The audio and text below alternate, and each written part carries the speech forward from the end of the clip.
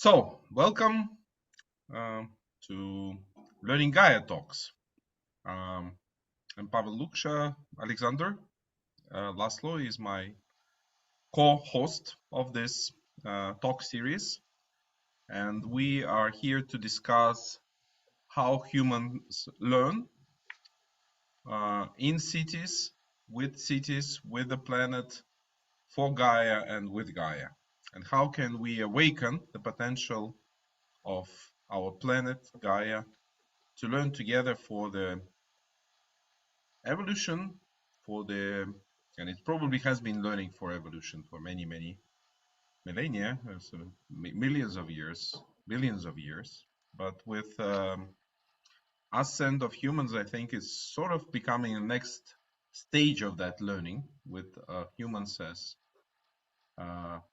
organs of awareness of cosmic evolution. So we are exploring this here, and today we have Marilyn with us, and I hope it will be a very interesting and insightful conversation. Alexander, over to you. So welcome, everyone. Thank you, Pavel, and thank you, Marilyn, for being here, and thank you, everyone, for being here. But as we arrive, maybe it should be an and, not about, as we arrive, and we bring ourselves sitting down. I don't know how it is for you, but often if I'm going from one thing to the next, it sort of takes me a while to arrive. I sit down, but I feel like I'm flowing into my body still for a little while. So let's just do that together. I'm going to tone. Feel free to breathe with me and eyes open, eyes closed, as you wish, and just ground, breathe, be present.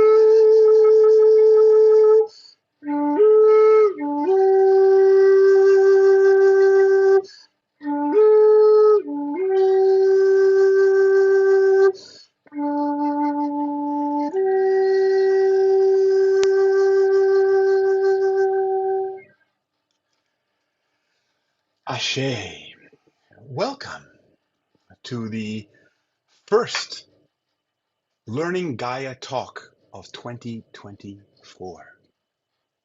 So I will say a few things, but I'll follow on Pavel. If you have any more things to add, then I will say a few things after you and pass it on to Marilyn.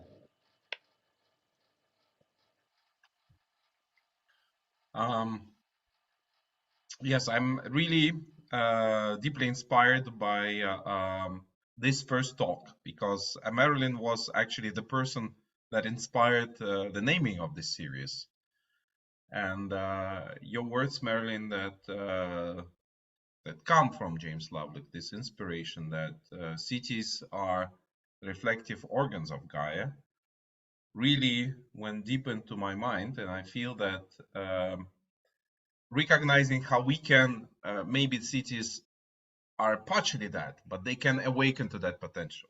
And as they awaken to that potential, we also awaken to that potential as a particular key species playing a certain role in this on our planet. The Anthropocene currently is seen as in a very negative way. It's as a negative footprint that humanity leaves on the planet and disrupts all this planetary system. But there is also an idea that we can step into good Anthropocene, the Anthropocene that is in aligns and harmonizes biosphere and sort of reconnects us with all planetary systems and puts us in service of Gaia. So I'm really eager to listen to your thoughts, your ideas, your frameworks that you're using in your work. How can we step into that role collectively? Alexander. Thank you. So I'll try to make this brief because we're just wanting to hear from Marilyn. So I, again, just wanted to present a little bit of the inspiration that Marilyn brings to me and to this Learning Gaia Talk series, and will share with you. You know, she is the founder of Integral City Meshworks and also one of the original co-founders of the Living Cities.Earth initiative, movement, and meta-organization. And her work really presents this notion of Gaia's code of care. And so that I think is really interesting for us as we begin this whole process of learning Gaia talk. And learning Gaia talk is like, what is the talk of the planet? How does Gaia talk? How does Gaia talk through us as well? And a lot of this, as you will, I'm sure, see throughout the series, is a lot of learning Gaia listening as well, because Gaia listens, Gaia listens. So considering this kind of approach that the Gaia's code of care, which really involves these 4 Ps, the person, people, places, and planet, it allows us to really explore a kind of fractal ontology that brings us from the micro world of entanglement to the meso or mundo world where we live of intertwinglement to the macro world of the way in which the whole universe, the cosmos, patterns for coherence.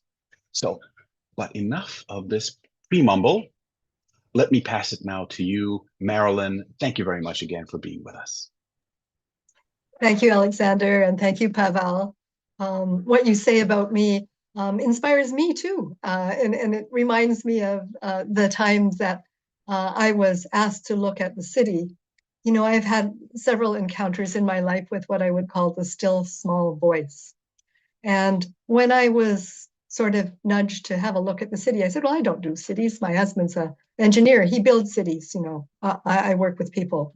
And then I realized, you know, yes, I do. Over my career, I've been working with individuals and then leaders and then teams, then organizations and sectors and communities. And I thought, you know, those are all different scales of human systems. And as I has been doing that work, somewhere along the line, I realized there were very similar patterns of development that each of those groups of humans underwent.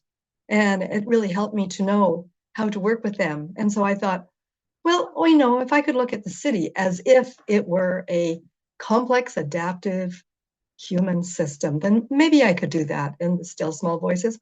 That's a good path to try following. Just see where that leads you. And so I realized fairly quickly that, of course, all those scales of individuals and leaders and teams and organizations and sectors and communities, they all belong in the city.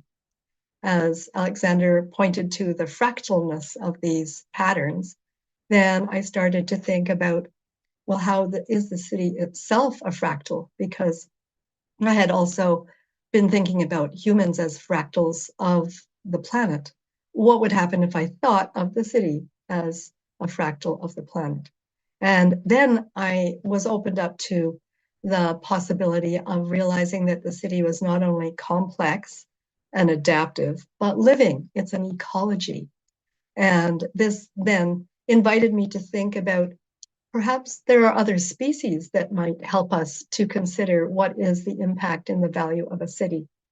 And so at that time, I started to encounter the work of Janine Beneas, who was looking at biomimicry. And I also encountered the work of Howard Bloom, who had been an etymologist before he became somebody who worked with the R&R bands in the 60s. And he himself had said, well, you know, what I see in human behavior often reminds me of bees. And in fact, he went back to the drawing board, as it were, and said, well, you know, actually bees have 4 roles in the hive that enable them to achieve a goal that they set. Oh, bees have a goal. I was very interested in that. Yes, they must produce 20 kilograms of honey a year in order to survive. And in order to do that, they have developed 4 roles in the hive: the producer or forager, the diversity generator, the resource allocator, and a role that's like a hive mind, something that integrates all together. I thought, well, those are very interesting roles. They seem to remind me of something else that I've learned about organizations. Very similar pattern. So I was inspired by Echeckadesis and his corporate life cycles. And I went back to see, oh, yes, he says that there are in organizations 4 roles. He calls them PAEI, the producers, the entrepreneurs, the administrators, and the integrators. Well, isn't that interesting that somebody who looks at human organizations should come up with noticing the same pattern as in a beehive? So I took a stance way back and I said, well, is it possible that people have not yet noticed that these patterns exist in the city? And I asked myself, if there was the city, thinking about the city as a human hive, who would be holding those roles?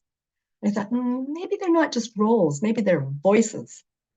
And so I started to think, well, maybe the producer foragers, which in the beehive are about 90% of the hive, maybe those would just be our citizens. And when I talk to groups, I say, how many of us consider ourselves citizens of the city? And most everybody puts up a hand. So who would be the diversity generators? Well, I thought maybe the businesses and innovators and creators, those would be the diversity generators that bring new ideas into our human hive. And then what about the resource allocators? Well, that actually became fairly easy because that's usually who we point to when we say who's looking after the city. We say City Hall and education and the health authority and justice and all of the ways and voices that actually help operate the city and make it possible to live in. But then I asked myself, now who in the city is playing this integrator role? And the answer surprised me. It took me quite a while to find the path to this, but it came back to me that it was the third sector. That's what we call it in Europe. And in North America, usually it's the civil society. This is the group of people and organizations who bring together the faith community, the not-for-profits, and they are holding the voices of the cities that are marginalized, that need a voice for them. And so once I saw that, I thought, oh, wow, they don't even know they're that important. They don't realize, because so many of them are charities and philanthropy groups, that they don't realize they're actually the integrator voice of the city. So as Alexander said, I started to think about the city not only in the terms of how does it operate, what makes up this possibility that James Lovelock could say that we're actually reflective organs. Well, an organ would have ways of operating. And so I think those voices, the citizens, the business the business creators, the resource allocators, and the integrators, they all work together. And cities who have a purpose are working towards that purpose. And so I started to be curious about what would be the purposes of cities. And I was taking these sort of insights to a conference, actually a spiral dynamics conference in Texas. And I was hearing James Lovelock being interviewed on the radio as I was driving the car. And the interviewer had gone over with James Lovelock all the different ways that humans have not been very kind to the earth, and said, well, I guess you don't have a very high opinion of humans. And he was so quick. He said, on the contrary, humans are Gaia's reflective organs. So I was so astonished because the way that I put things together, I thought, oh no, it's the cities who are the organs. And the organizations are like organelles.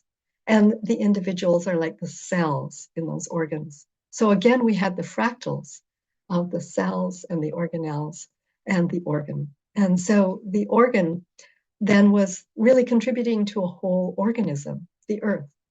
And if we pull back down to the scale of the city, if the city is Gaia's reflective organ, then over the years I've been thinking about, well, how do they connect with one another? Why are they located where they're located?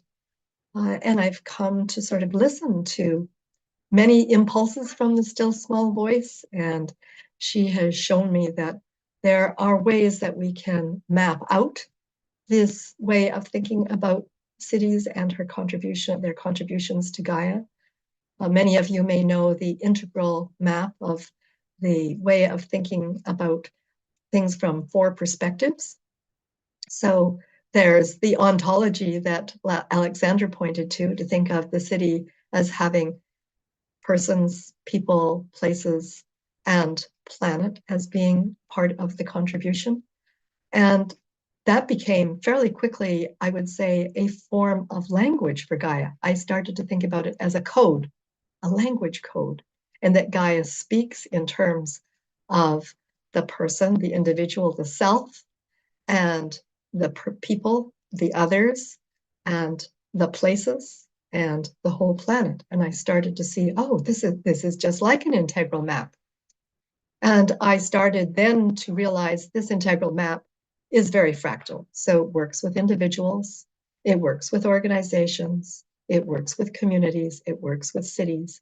And because of that, it's easy to translate it and to see how the changes at one scale of human system impact the other. So I see somebody on this call, Sue Cooper, who is in Nottinghamshire. And I've actually worked with Sue because she's been part of our learning track for Integral City Meshworks. And we discovered in Nottingham that there are 4 voices there and that we could call them out and we could even interview them and they would tell us about the city. So we learned that having just the 4 quadrants of the integral framework was not sufficient. We needed to also realize there's a whole epistemology of how we speak to one another. So some of the ways that we speak are subjective, and we're just talking to ourselves. But once we start to talk to each other, then it becomes intersubjective, and we start to develop what I call that collective intelligence. But also, subjective and intersubjective are just the interiors of us humans in cities. And of course, most cities are considered through the exteriors. So there's the objective, the behaviors and actions that we can track, and also the interobjective, which shows us the systems and infrastructures of the city. And each one of those perspectives and epistemologies gives us a different way of appreciating the incredible investment that Gaia has made in cities.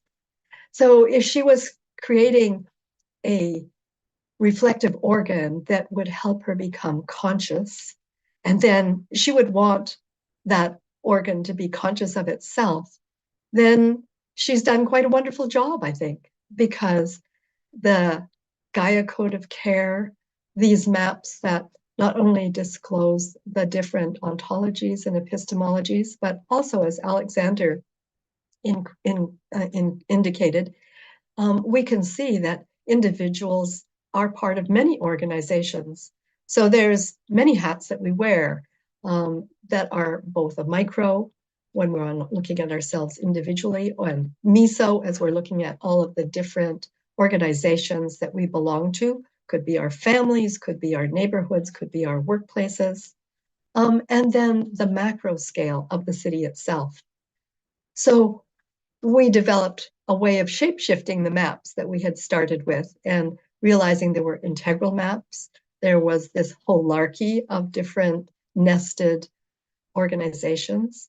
And then there was also a map of development, of human development, so that we could see over the lifetime of an individual, as in the life cycle of an organization, such as Adizes had been pointing to, or the life cycle of a city, that we actually grow up and mature across different values, across different needs, across different capacities.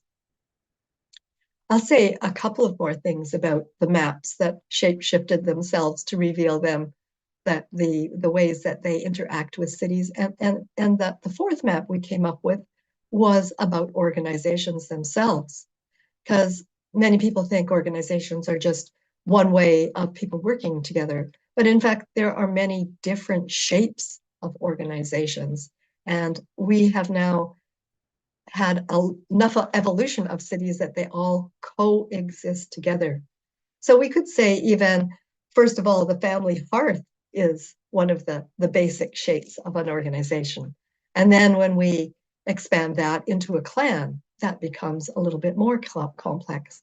A clan can then become a much larger territory.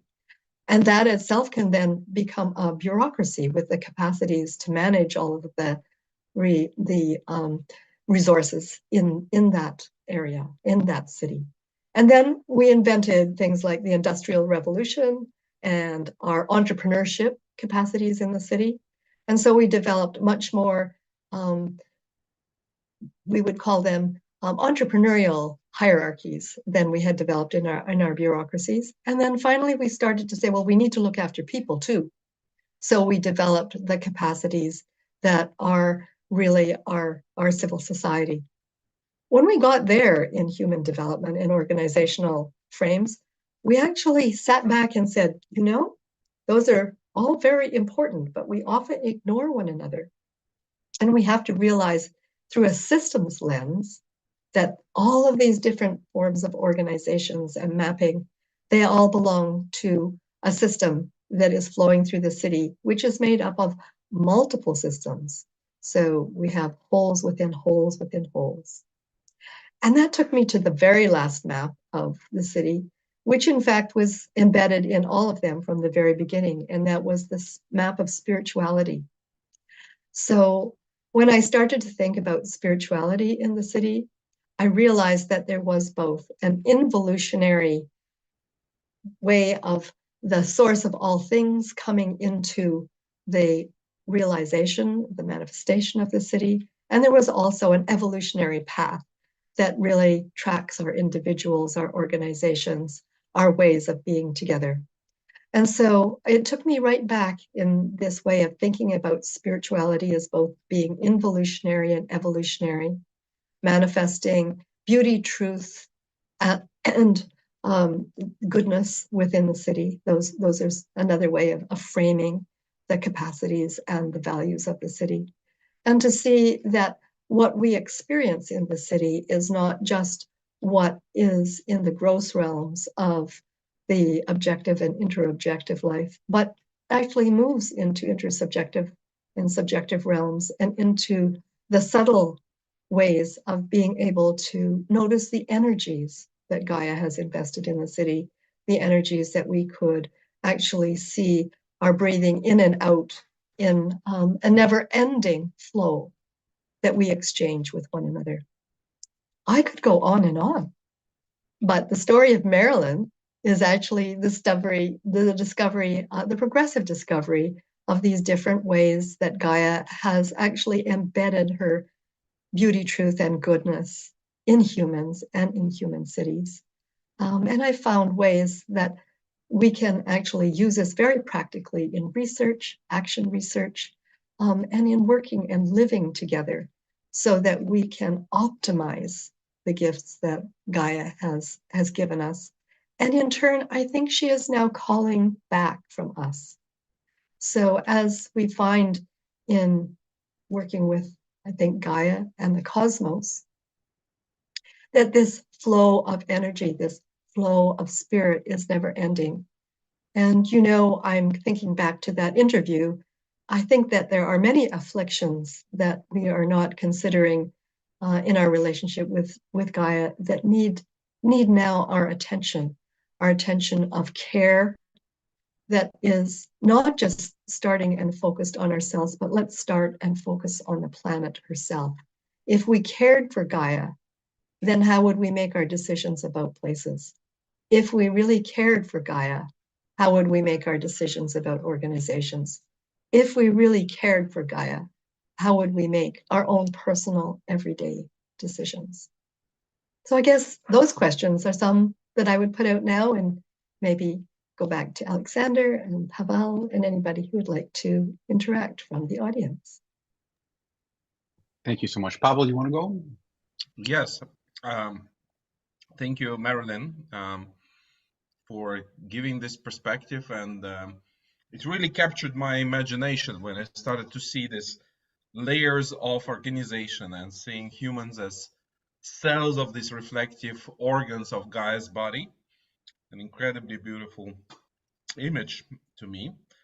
And at the same time, I'm curious. You mentioned there are two things that captured my attention. So one is that you mentioned that these reflective organs, first of all, are aware of themselves. So cities know that there are cities. People in the cities know how to organize the city. So there's this degree of recognition. But it seems to me, when we look at the city as it is now, that it's not aware of Gaia, really, because of the damage. Like if we think of how cities operate today, they're more a kind of machines that turned beautiful Gaia into piles of garbage, into really, let's say, much more simplified matter than the ones that they take in, and perhaps energy and perhaps spiritual energy too, in many regards. So that work that cities do today doesn't seem to be showing their awareness. And coupled to that, you mentioned that Gaia invested in this kind of organs. So I'm curious, why do you think this has happened? Why Gaia let this kind of organs to emerge? If they are really organs of Gaia, what is the role of the cities that are not aware they're part of Gaia, and why this process is happening from your perspective? Yeah, thanks. That's a really easy question. So in some respects it is, because some of the ways that I have interacted with Gaia and the subtle realms includes systemic constellation work. I was doing a systemic constellation in Amsterdam, and my colleague Diana Claire was asking me to take on the role of the spirit of Amsterdam, and I did. And if anybody has done systemic constellations, you know that when you're asked to represent, then what comes up through you is coming through the field. And what came up through me was, I have been here. This city has been here long before humans.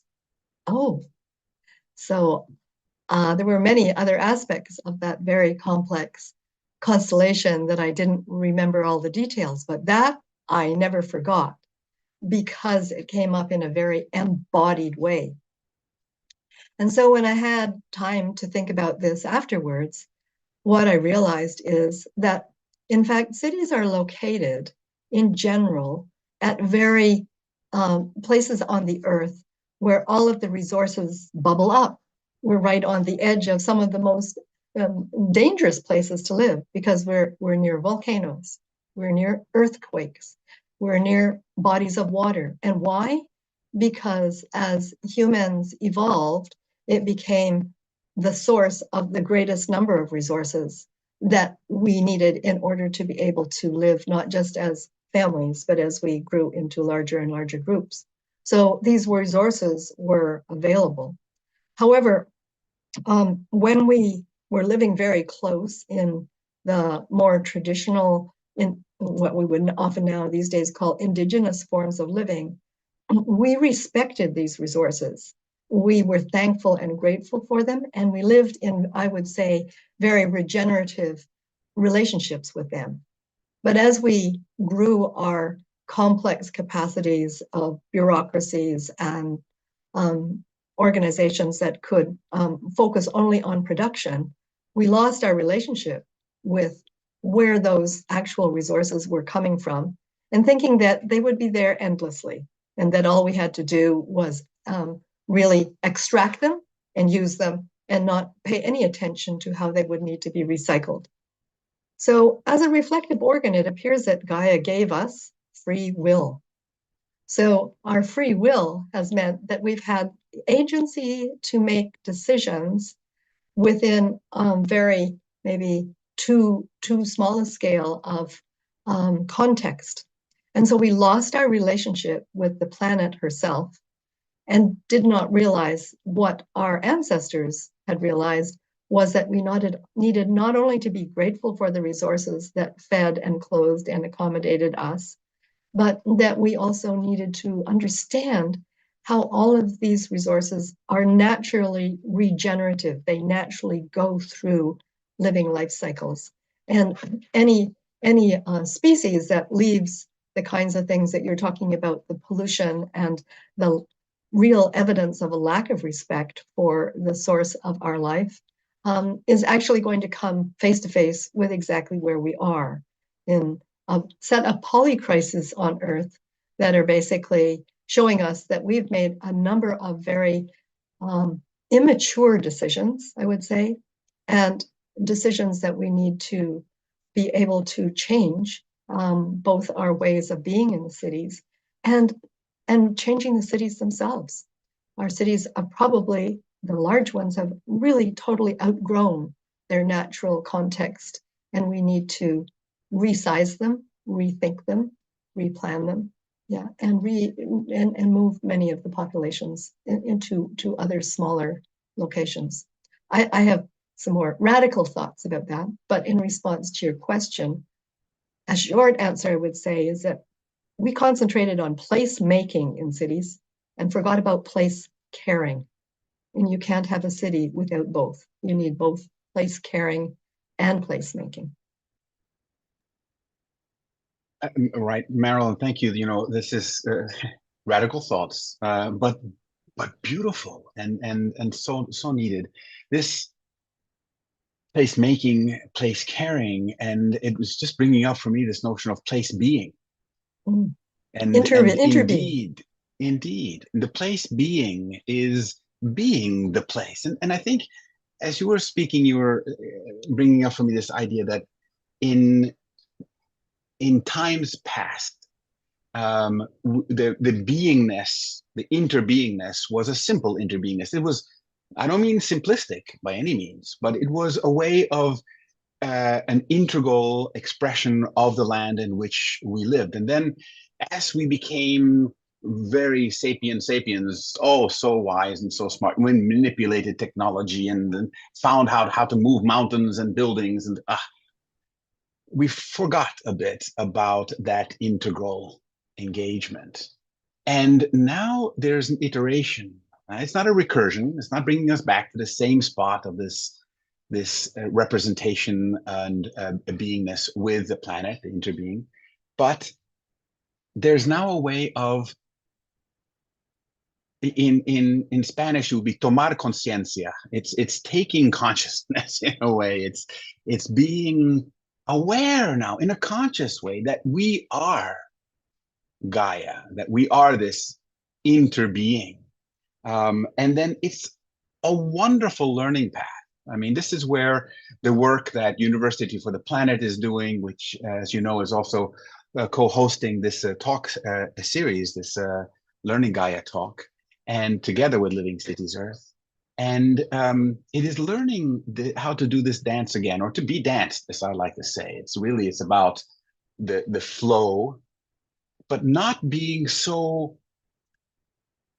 overly impressed by our technological prowess, that and get fascinated with our toys and get like, look at what we can build. Look, and I keep building out of control, right? Now it's saying, wait, we are part of a larger story, a Mahabharata, a big, beautiful story of planet Earth. I'm wearing the shirt just for you, Marilyn, here today. This is the right shirt, I think, right? The flow, Perfect. flow. Yes. And I think this is as the tagline for Living Cities.Earth, humaning well together for aliveness. Now, this is the interbeing quest, isn't it? It's humaning well together for aliveness. And I can see the nodes of the cities being the place, almost like the Petri dish of where we can concentratedly learn that. And there is no manual for this, but there's maybe a code of care. And maybe, well, I have so many questions for you, but so just so we all know what's going on here. Right now, there's a bit of dialogue. So Marilyn shared her views and her inspiration, which is very contagious because it inspires. And now we're in this little conversation between Pavel and Marilyn and myself, just to sort of warm up things, we can get some ideas flowing, and then we're going to open it up for everyone to also participate in the flow here. So let me come back to you, Marilyn, with a question here, perhaps. Um, what would be the questions that you are asking yourself now that you don't have answers for, but that are most alive in you as you are on this inquiry? Thank you. Well, one of the things that I see in my quest has been that I've been able or called to grow with my perspectives. So when I first started to think about the city as a complex adaptive living system, I thought, well, if it is a human system, then it's likely to have intelligence. Well, maybe not just one, maybe intelligences, multiple, because we know that individual humans have multiple intelligences. So if we zoomed out to the scale of the city, what would those intelligences be? And so the first book I wrote was about the evolutionary intelligences of the human hive. And I came up with 12 of them. So they were clustered together into 5 sets. The first ones were the contexting intelligences. The second were individual. The third, collective. The fourth were actually strategic intelligences. But it was the fifth one that really opened my eyes. And that was the evolutionary intelligence, the evolutionary impulse that goes through all of the other intelligences. And so I think that impulse is, very much connected to this still small voice interaction that I've had. And and these days I've been asked to look in sort of 2 directions. One is under my feet, another is in the field, and another is in the cosmos.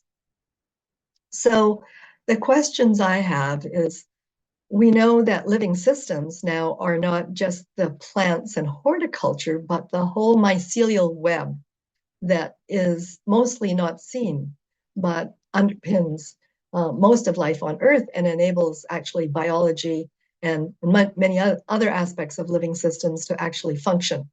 And these are just such powerful interconnecting energies and impulses and actually resource flows. So I ask myself, what role do they have to play in cities? We don't generally think of a city as being something that is related to mycelia, mushrooms, lichens, algae, all that sort of thing.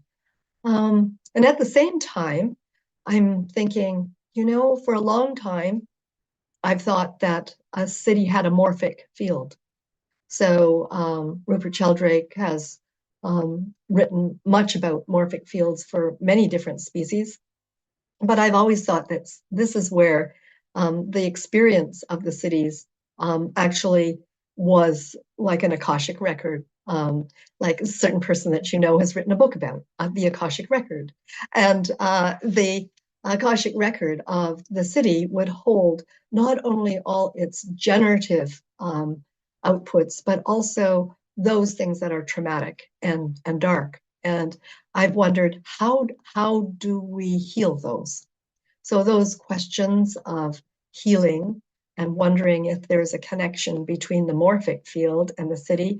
And then I realized, because the son of Rupert Sheldrake, Merlin Sheldrake, was the one who's written about entangled life. And so in reading his work, I learned a way of thinking about the ways, the life cycles of mycelia, is that they produce fruiting bodies. Fruiting bodies, we usually consider them to be mushrooms or toadstools, but they're just part of the life cycle of the mycelia. And I thought, I wonder if cities could be considered fruiting bodies of the earth. I wonder, in fact, if they have both a mycelial field and a morphic field. And it's between those two fields that cities actually emerge. And the resources have coalesced and blossomed into this reflective organ. So lots of questions there that can take, the rest of my life to do the research. But I would also say, if I can put in another question I ask myself, is what happens when we go to the cosmic realm? So I have been speaking with Jude Currivan, and we have curiosities about the unitive narrative and how the unitive narrative is a way of thinking through many human systems that are based in oneness. What happens if we're cosmically holding the possibility that the city actually can be considered in a unitive narrative? And so in Living Cities.Earth, we actually started out by looking at that as a possibility. And what we talked about in just the last week was that some of the things that are Gaia-centric actually need to be reframed, recontexted into the cosmos and become cosmocentric. And this takes me way back. So some of you might not remember, but may have worked with the work of Barbara Marx Hubbard, because she has this wonderful way of looking at all the 12 different aspects of life.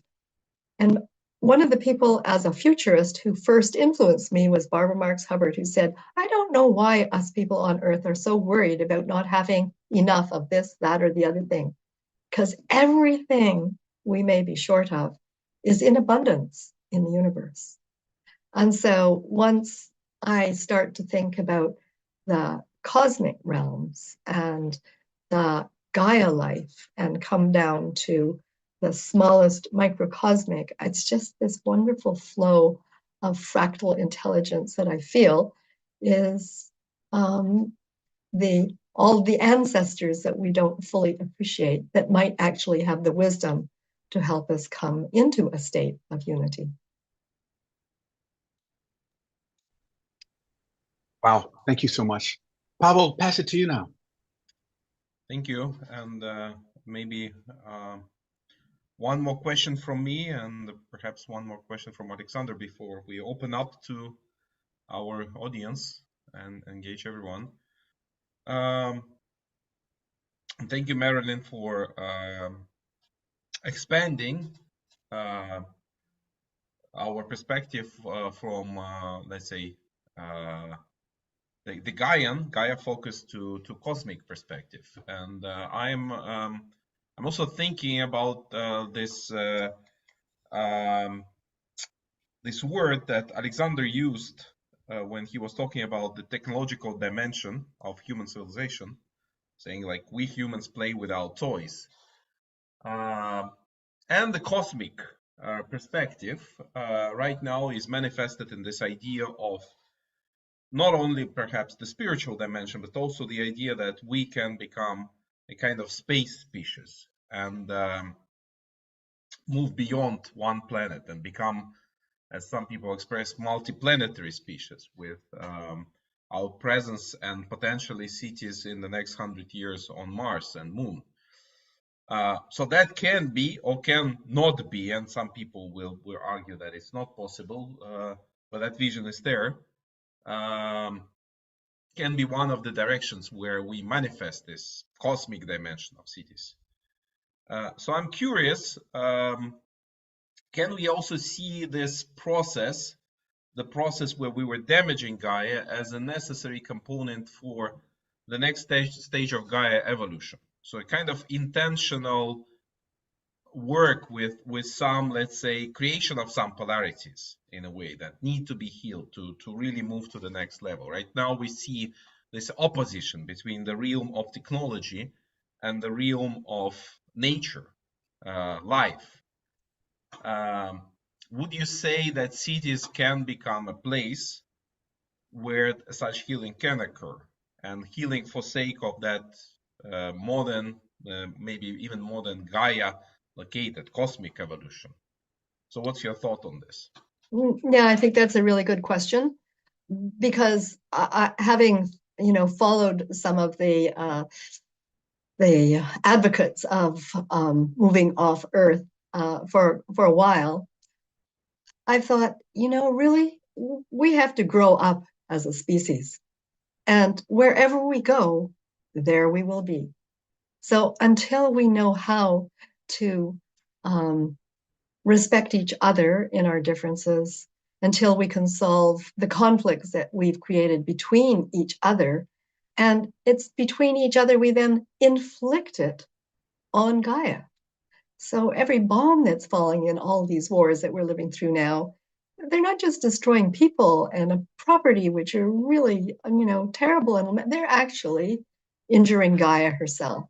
So I wonder if we haven't, in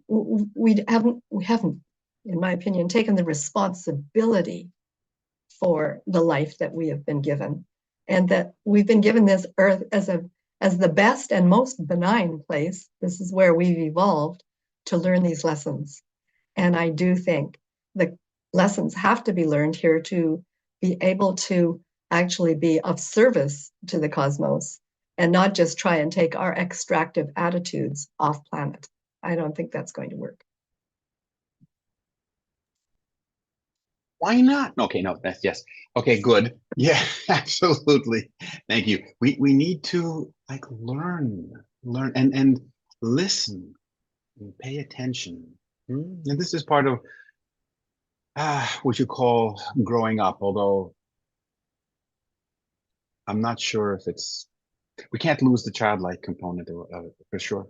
But you But bring up, if I can say something, yes, Alexander, about please. that. Yes. Yeah. So the indigenous people have taught us that we must make decisions unto the seventh generation.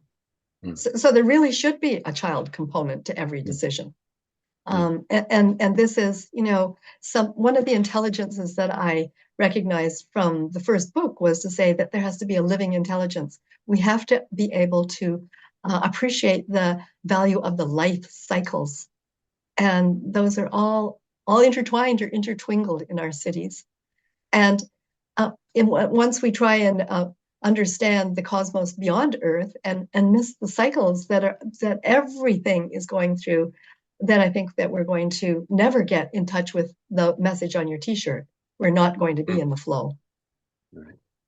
No, that's beautiful. And of course, I think our tendency, particularly in the Western world, has been to find the answer, the solution, have control, and gain certainty. Right? All of these like absurd things.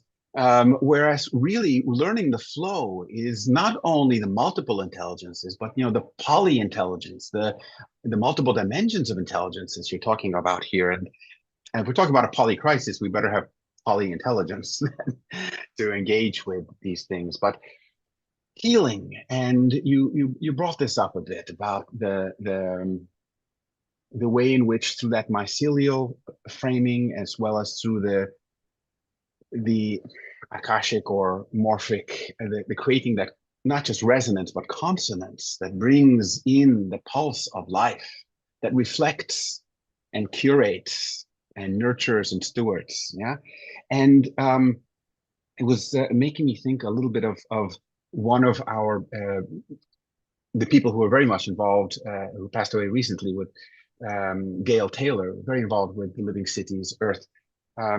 She would talk about rebuilding the world as a work of art for all life, right? And I think this is really the spirit of this engagement that you are talking about so much, rebuilding the world as a work of art for all life. And so to bring this to a point here, Pavel had summarized a little bit that where we took our last year's explorations often was experiencing both fear and hope. And I'm thinking that perhaps this year it's about finding ways of being safe and brave. I don't mean safe as in, I mean brave. You have to be safe and brave, be adventurous, but safe together. So we are feeling like we can be brave. We can be brave because we are being held. And that sense of being held is being held by Gaia, by each other. I mean, you can also feel not safe in a city, not safe in the wild, but it depends on our talk, on how we engage. So I think my last question here before we open it up, and we already have several questions in the chat, which is wonderful. We'll turn to those in a moment. But what is your message, if you, and not just to this group, but if you would like to say, hey, look, this I think is my message to the world, how would you express that? Thanks, Alexander. Well, the message that has recurred to me is simple and yet not simplistic, and that is in caring. I've realized that the Gaia Code of Care, I called it originally Master Code of Care, and I, am always very intrigued to think about through the frameworks of people who have thought integrally, and Aurobindo was one of them. And he enjoined us to have a karma practice. And so I thought, really, what I share often, and I still think is very practical, is the karma yoga. The karma yoga starts every day with, how am I going to care for myself today? How do I care for others today? How will I care for this place today? How will I care for the planet today? And the karma yoga is like a book set. So at the end of the day, one can go back over the same yoga and say, how have I cared for the planet? How have I cared for this place or places? How have I cared for others? How have I cared for myself? And so the way that I feel people can remember most of these messages is one through care. That translates into respect, into compassion, into the ways of looking at both the most everyday part of your life and the grandest possible scale that we all have an opportunity to impact.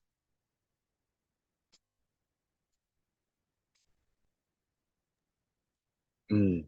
And I love the idea that karma yoga is also care ma. That's another word for Mother Caring for Mother. Earth, right? Yes, very Beautiful, nice. beautiful.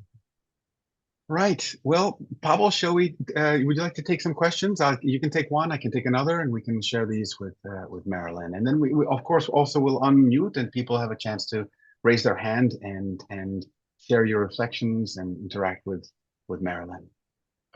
There are already 2 questions in the chat from Lev. 3. Yes, all right. So I feel like in continuation of what we have been exploring here, I would start with question number 2. How could Gaia metaphor and vision can be translated and communicated to billions of people with strong adherence to traditional Christian, Muslim, Judaic, Sikh, Buddhist, and so on worldviews? How can they be engaged? Well, I think all faith practices recognize that the, sort of one of the most translated ones is do unto others as you would be done unto. So thinking about that as not simply others, but places and planet, I think that's really quite relatively easy to see in pretty well every faith practice.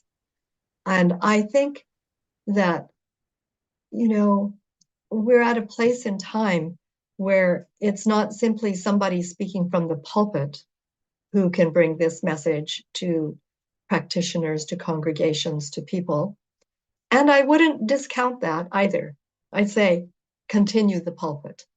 But we need to actually have the willingness to do this practice in different ways that we weave it through our lives. So it's not, I love that Alexander picked up caring for Ma, but a yoga is something that so many people do now, came from Asia to the Western world, and it is a practice. And I think that's why I keep the message relatively simple. I mean, you heard me earlier on being able to become very complex about how to deconstruct this and how to apply it and how to research it. And you can do all that. But fundamentally, I think it comes down to the mutual trust, respect, and care we have for life. And I would add one part to it, and that isn't, it's not only adherence within any practice, but what we're actually asked to hold now is between practices. So even though somebody else has a different practice, that we are able to care for them, build that bridge, and discover what we share in common, which is life and the sacredness of life.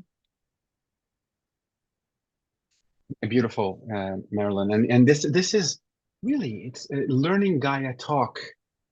I mean, this is listening for that practice is a practice of presence and of being flowed, and of being in flow, but in a life affirming, future creating, and opportunity increasing flow. Right? It's listening for the kind of flow, because there are flows which aren't those. And I don't think we've been really listening. We kind of tone deaf. So it's this tuning in. And I also love the little kind of side reference you made to the adventures of Buckaroo Banzai, when you were saying wherever you go or wherever we go, there we will be, as they said in the Buckaroo Banzai. So nice. But that's the thing. We we are not going to be able to build ourselves, technify ourselves, move ourselves out of ourselves. And truly, as you are really, I think, making clear and evident, ourselves is this larger interbeing of the planet. And this is our larger self. And learning that self-expression as the organs, right, of Gaia, I think that's powerful. Hey, I'm not supposed to be talking too much here. Let me, you may want to pick up that in one way or another, but let's get another question here. Lev, you have a couple of questions here. Why don't we just ask you to unmute if you can and express yourself? And you can ask the question that you would like, and then we can have other people also do that. Please. Thank you, Alexander. Marilyn, thank you very much for the beautiful presentation. Sorry, I'm a little bit sick and kids running around, but I'll voice my question. Marilyn, if we think about sort of an average city leader, be it from business, government, civic organizations, what 3, 4, 5, maybe, that's my daughter, strategic steps they could take, those average city leaders, if they hear you or they listen or they read some, information materials. So what could they change in the way they do business in their city, in the way they care about their city, right? In the way they live in their city.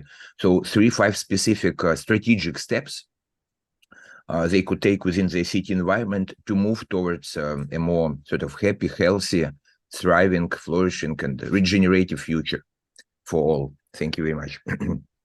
Thank you, Lev. And I'm sending you healthy blessings.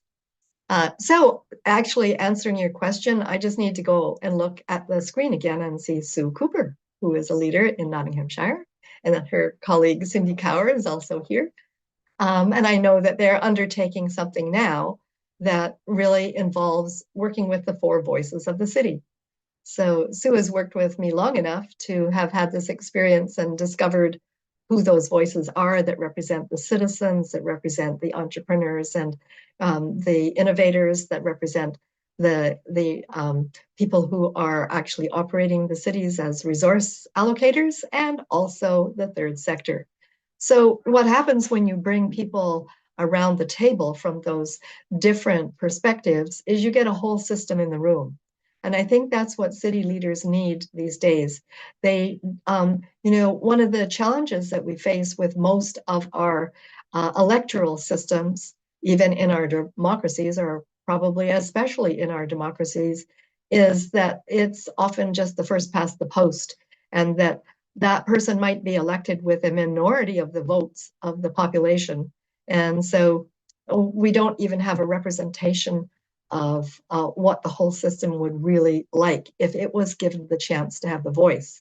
So when you bring the 4 voices together around a table, I always ask them just some very basic questions, a dialogic process. And the first one is, what works around here? Because something will be working okay. And let's find out what that is first, because that's allowing us then to develop and recognize and be grateful for our strengths and our assets and our opportunities. And then the second question I ask is, what's not working around here? And I must say that I have a little bias because I don't give people as long to dwell on this question. I want to know what's not working so that they can identify it and we can notice that there is an energy gap there that needs to be addressed. And then the third question is, if you were mayor or city leader for a day, what one change would you make? And this helps people to realize that their dreams, their priorities, the love of their city, that it can be expressed. And this way of bringing the four voices together in dialogue, bringing the whole system together, is the beginning of something that can go on for years. Because this is how I start to work with cities and communities. Because what happens is people listen to the responses to those answers, often to people that they've known for years, if not decades, and they say, oh, I didn't know that.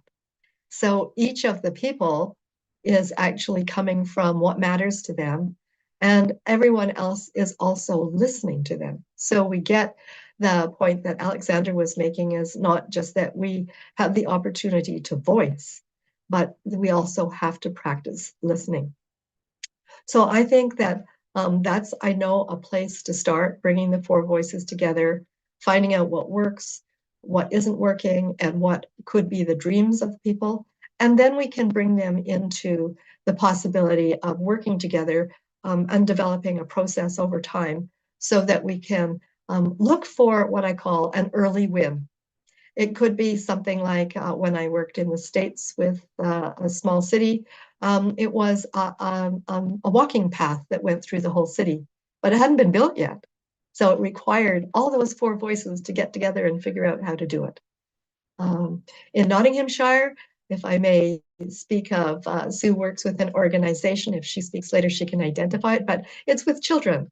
And these children are supported in all of the animation of their life and given opportunity to do some of the things that Alexander was pointing to, like indulge in art and also to actually have opportunities to express their desires. So this isn't quite the seventh generation, but it could be the fifth, fourth, or fifth generation that the voices that we're actually honoring. So those are just some of the things I think that anybody can do in any city.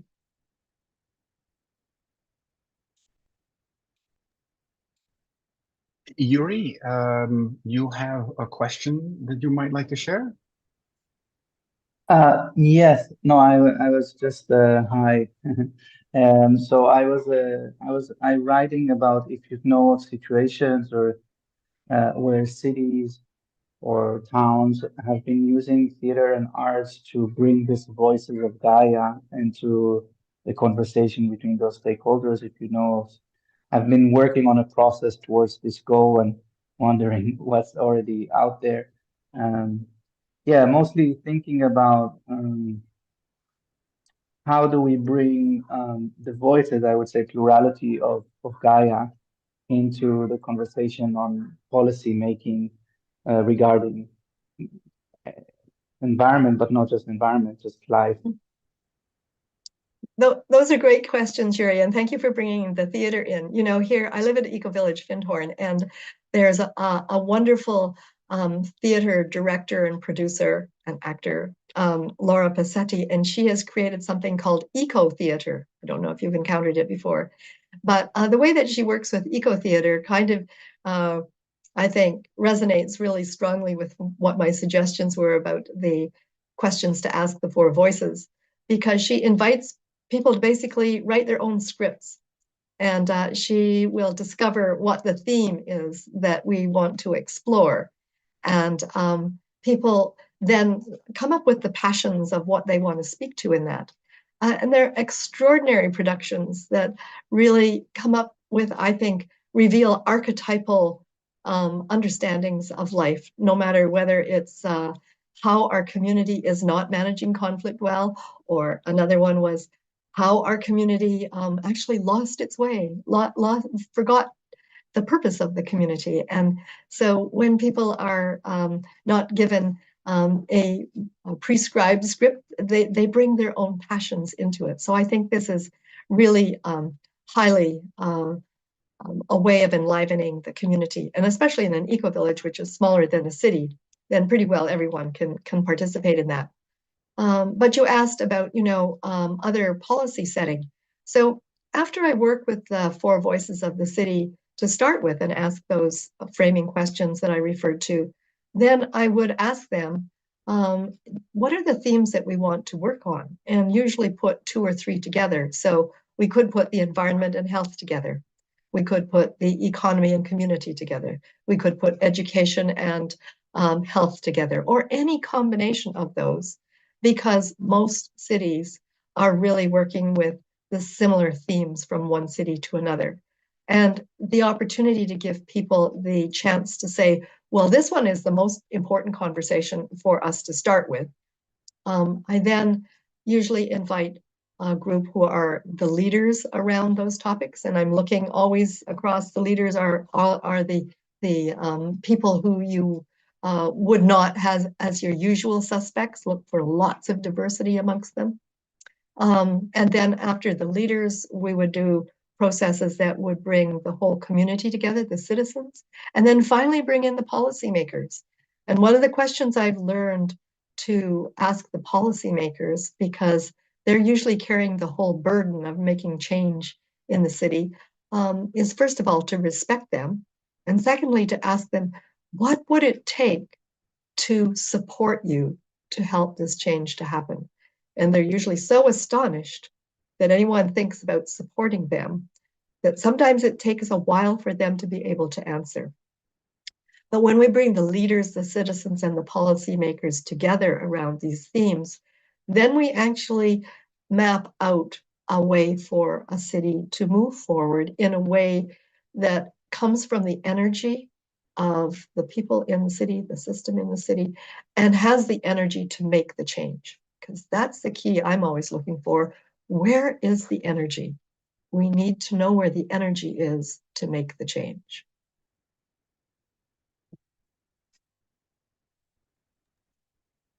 Pavel? I'd like to welcome everyone who has desired to express your responses to Marilyn's very inspiring presentation, or your questions, to step in. Sue, please. Thank you. I really, I actually don't have a question at the moment, because I think a lot of the questions have been answered. I'd like to express a huge thank you to Marilyn. Marilyn gives so much, and it's you really are an expression of beauty, truth, and goodness.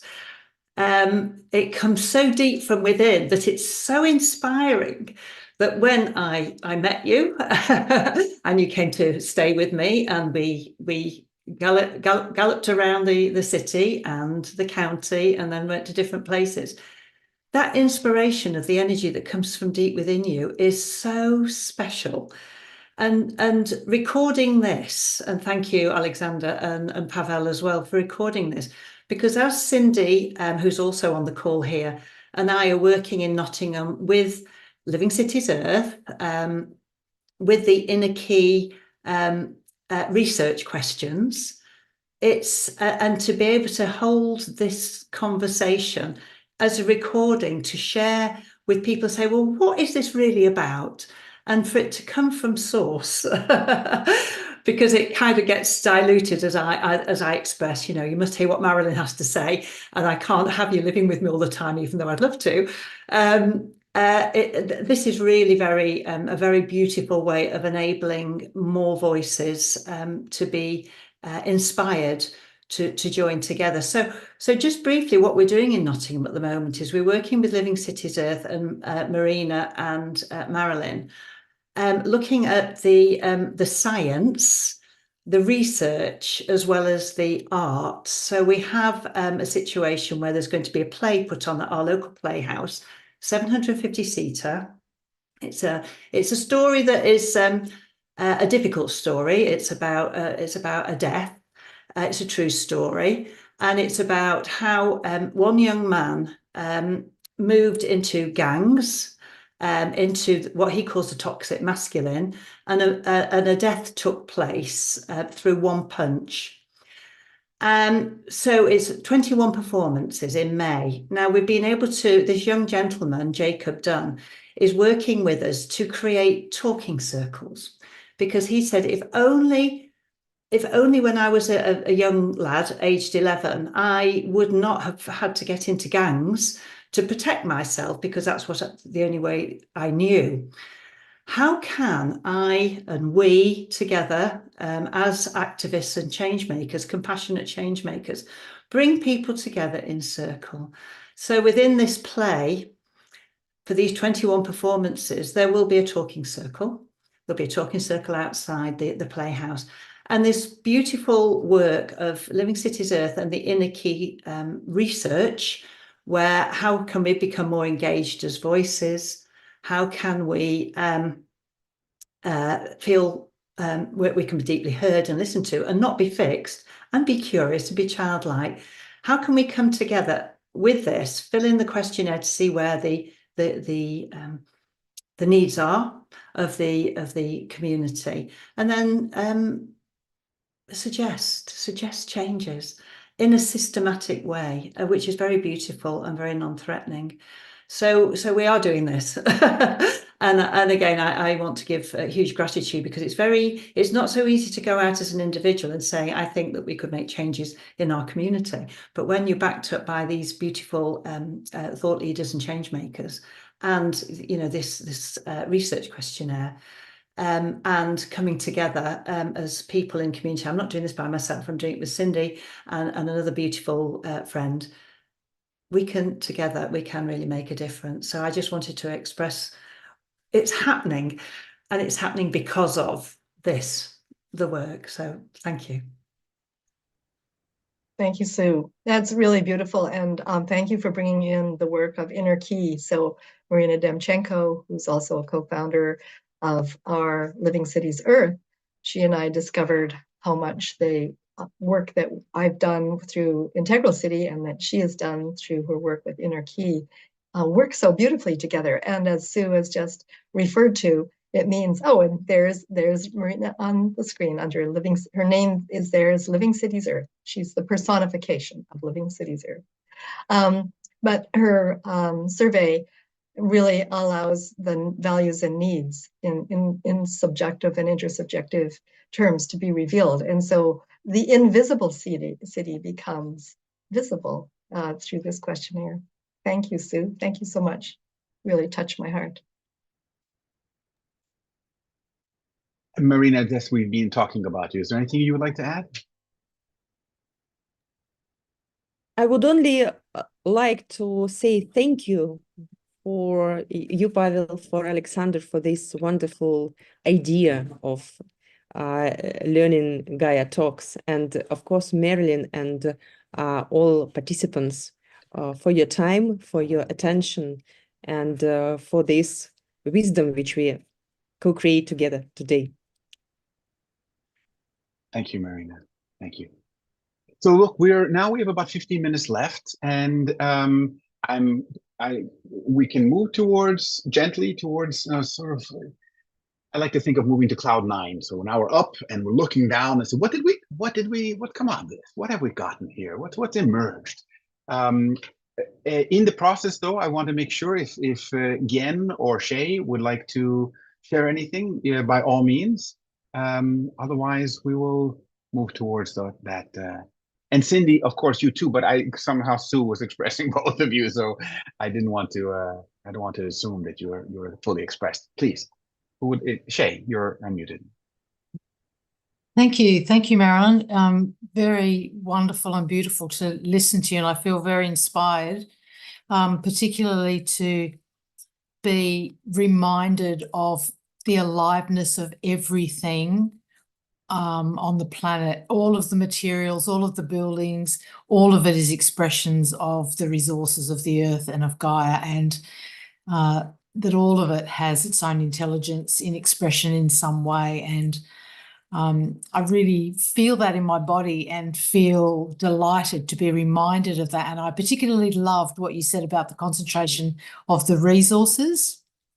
Some of my favourite cities are on big harbours, and I was fairly recently in Amsterdam and was surprised to find that there's a big harbour there, because I lived in Sydney in Australia for many years, which is a huge harbour city and just hums with energy and resources.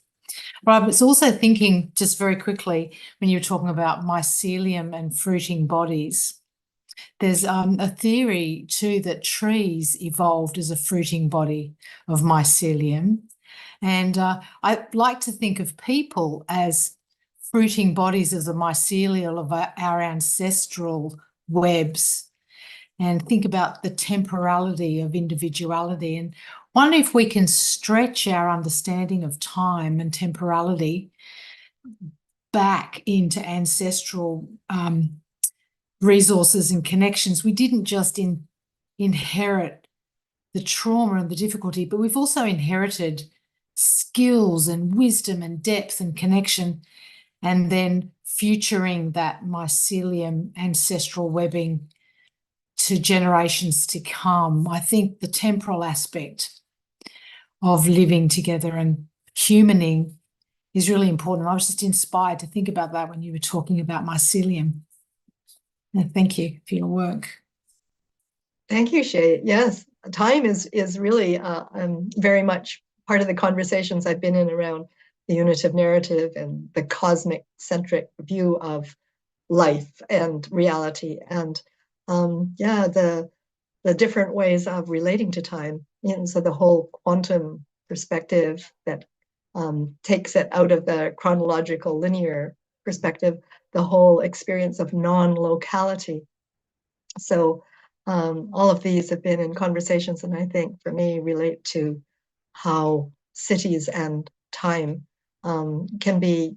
Now we're we now have both the research and the science and the spirituality, I think, to completely re-examine our relationship to time. And perhaps also see that there are different time scales through which we can look at the city. When you mentioned that cities existed long before humans did, it was such an important message when we take in a non-human perspective at these nexuses of energy, resources, perhaps some spiritual processes, will really helps us rethink about the role of what human cities can play in the larger ecosystem. Cindy, I think you also have a question. I think rather than a question, again, it was just to say thank you very much to Marilyn. You've helped take my understanding to almost like to the next level. And also just wanted to share that it's very much in alignment with some of the work I've been doing around on trends. So I do work around looking at what are the mega trends, the macro trends, the micro trends, and how do they feed in. And some of the ones that I've been noticing are one around fast tech. So however, whatever we think about tech, it's coming and it's going to be here to stay.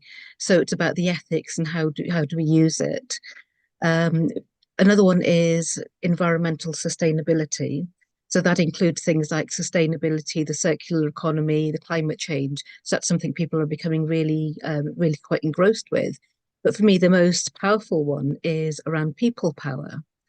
And what I'm really noticing is that people are becoming much more driven by purpose. So my background's in corporate, in the beauty world. So even in there, even down to that level, people are very purpose driven and saying we want to spend time and money and effort and energy into companies and people who actually align with our purpose and also with our values. And the biggest area out of there is that people are starting to reclaim their power, and that's through community and co-creation. And I just think that fits so beautifully with what we're doing. And I guess that's one of the reasons I'm working with Sue on this. So again, I just wanted to say thank you. Thank you. That's really exciting to hear that you're bringing those perspectives. Thank you for sharing that, Cindy. Wonderful. So let me see again if you have anything to share, if you like, and then we'll move to synthesizing a little. Unfortunately, I came a bit late, so I missed most of what Marilyn was talking about. But if it is recorded, so I'm going to look forward to watching it. But the little part that I did see, I'm quite appreciative of what she shared. So I'm looking forward to and then maybe after that I can comment on our WhatsApp channel. I think that'll be lovely. I think Gian is working on a wonderful process that fits so well with the things we're exploring here, the SRG journey, the learning journey, which is a stop, reset, go approach. And it fits so beautifully with the kind of things that we're exploring here. Thank you again for being with us. So I'll pass it to you in a moment.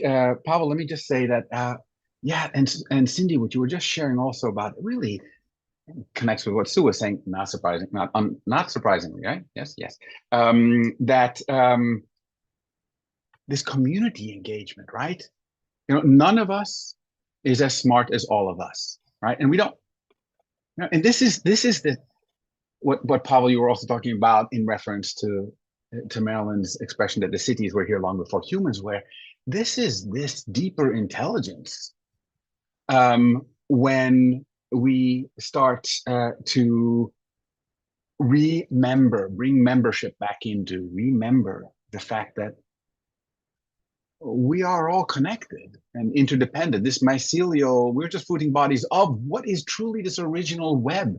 And the studies from both quantum physics and spirituality perennially have been saying this.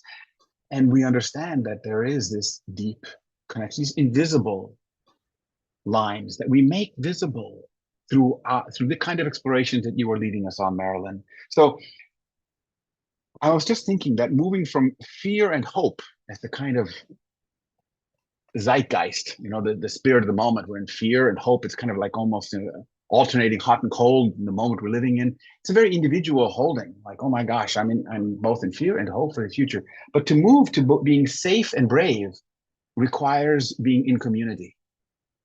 And I think that is what I'm hearing so powerfully from you, Marilyn. So for me, this is one of my takeaways. This is that collective, what the city actually is a living, breathing being that is more than human, right? Because it contains all the natures that we've talked about, the green flowering nature, the constructed built nature, the cyber nature as well in between, and of course then the relational aspects of all of this intelligence, the evolutionary nature that we've talked about very powerfully. So thank you. Pavel, I think you have one more question to ask before we wrap up, and then we can move to the final stage. Yeah, thank you, Alexander and Marilyn. I'm sitting with a question which sort of bridges your presentation to one of the aims of the Learning Gaia series, which is how do we transform our learning systems, our education, to be in service of that transformation of us humans learning to human better, of our cities becoming spaces of human and planetary flourishing. So if you were to pick up one crucial skill that we all need to master, what would that skill be? What would be something that we all need to learn in school? Like, let's say something 101. Well, I guess in response to an education system, I think that what we need is a learning system. So the skill I would go for is learning to learn. You know, and I think that this is a lifelong process. Way back in prior lives of mine, I actually had an organization I called a lifelong learning agency. So, and to teach this and support it in family, you know, from the very beginning, so that it is lifelong, and the appreciation that it never stops, because learning has continuous, infinite depths to it.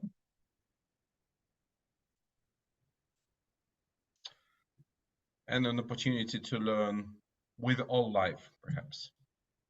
Learn with all life, absolutely. And so some of the most influential people I've encountered in the last couple of months are not working with humans. They're working with earth healing, or working with non-human systems.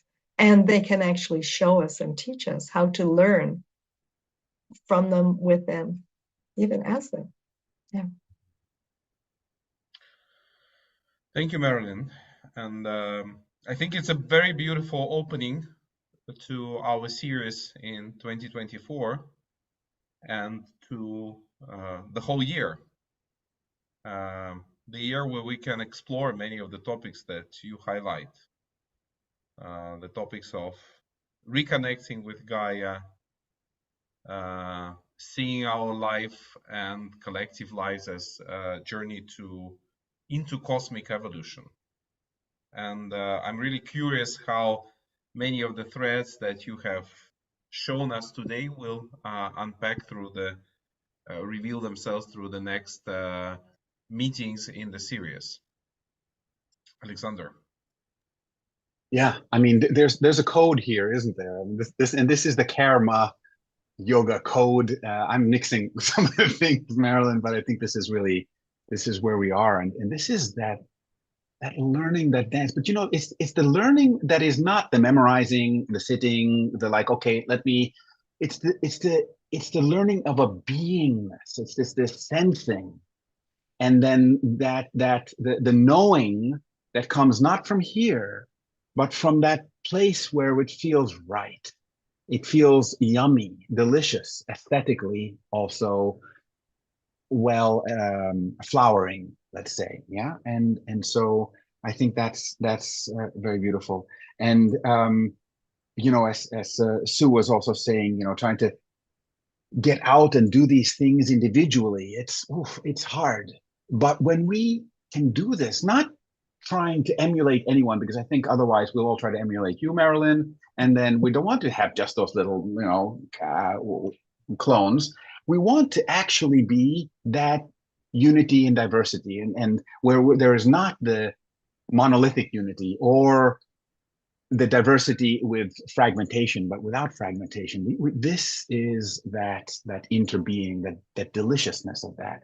So thank you for such a beautiful, yummy, and delicious first learning Gaia talk.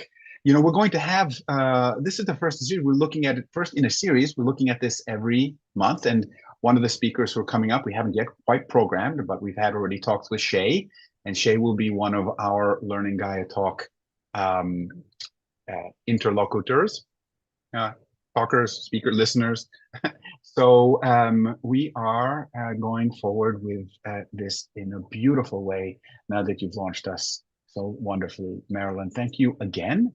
And maybe the last word to you, and then we will sign off. Yeah, thank you. Thank you so much, Alexander and Pavel. Thank you for this opportunity.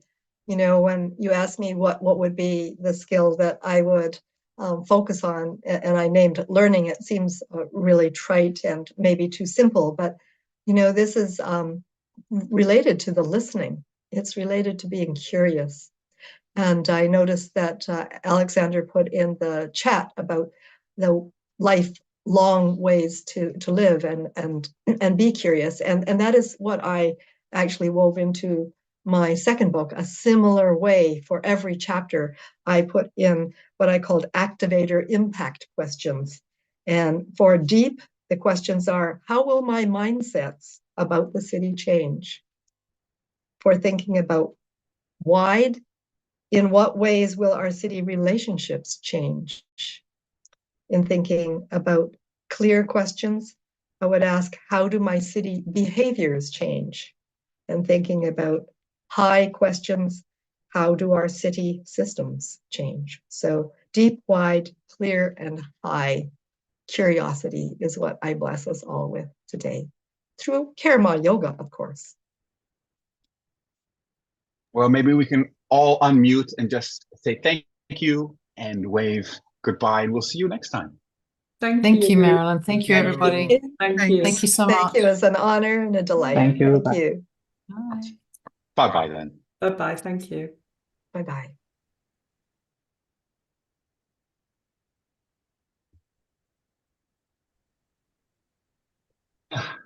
Thank you, Marilyn. Thank you. And I enjoyed that very much. And I have to rush to another Zoom call. Okay.